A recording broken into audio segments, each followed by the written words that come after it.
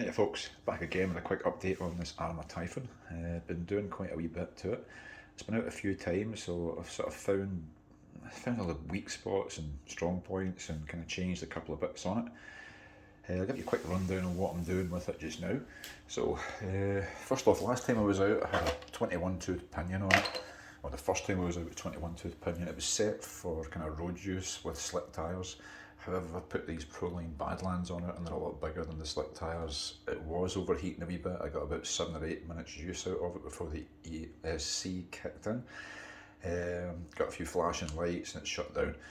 It was running a wee bit warm, so I changed the pinion down on it from a 21 to an 18 tooth. Again, it was still running a little bit hot. Don't get me wrong, it was going mental. It was silly on a 21 tooth. Even the 18 tooth was nuts. I'm now down to 16 tooth. It's still insane. It's running fine on the 16 tooth. This is a new one. I've just put this on. This is one of these Arrma Safe D pinions. And what you get with that is it's a D-shaped hole. Let's see if I can show you there. I don't know if you'll be able to get a good picture of it. But it's actually fits snug on the shaft itself, so it can't rotate. Even if the little screw comes out, it's still sort of stuck to the shaft itself.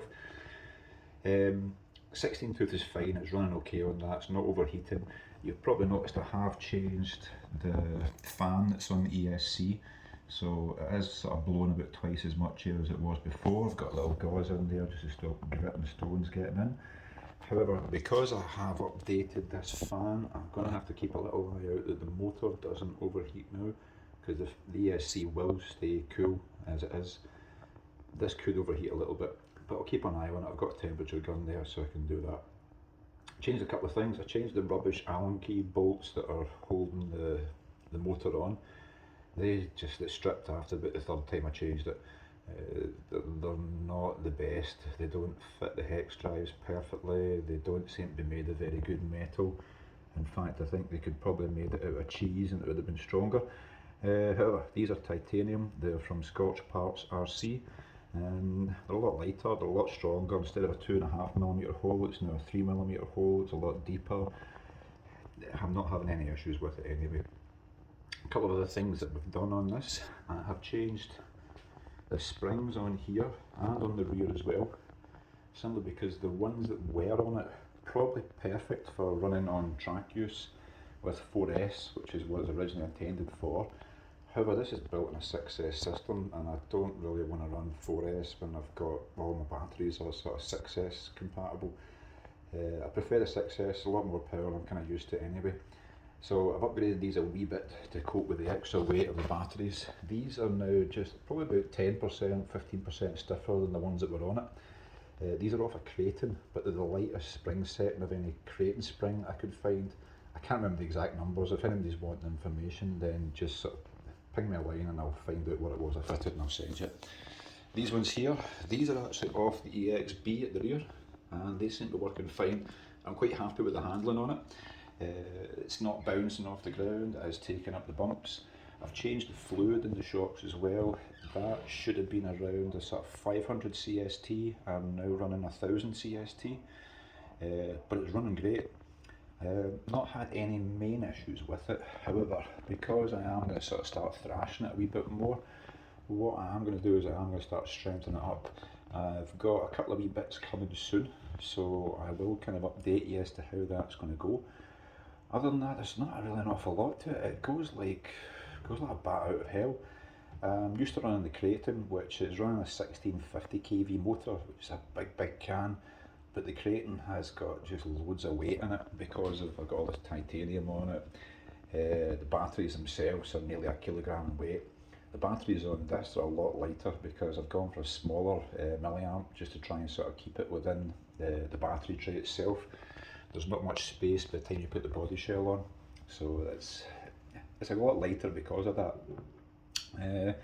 Not too much more to report. It's landed upside down, left, right, centre. It's had the usual crashes and bashes that you'd normally do. Everything's holding up fine. Got a couple of splits in the body shell itself, which I didn't think would happen because it's not really in the way.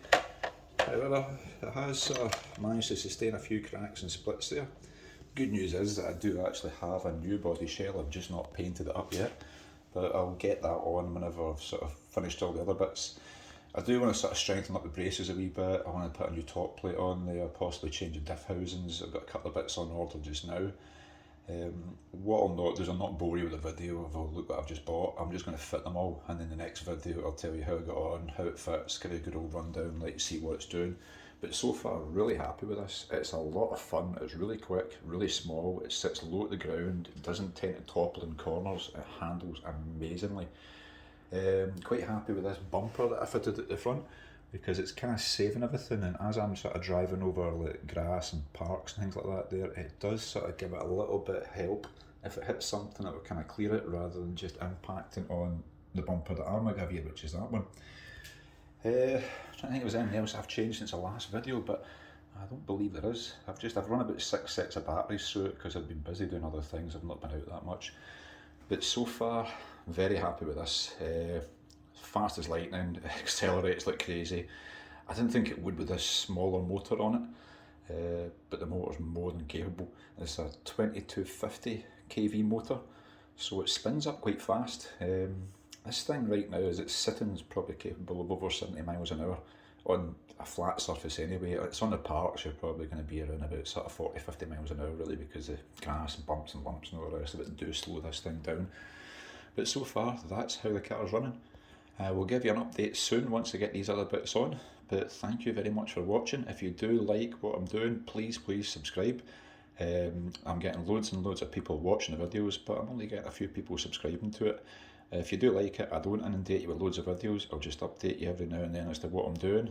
I've got more updates available coming for the Kraton as well, because it's a couple of other modifications since the last video I did, which I said would be the final mods. But as you know what it's like, once you start this hobby, you just end up seeing other things that you think, I'll try that and see how it works.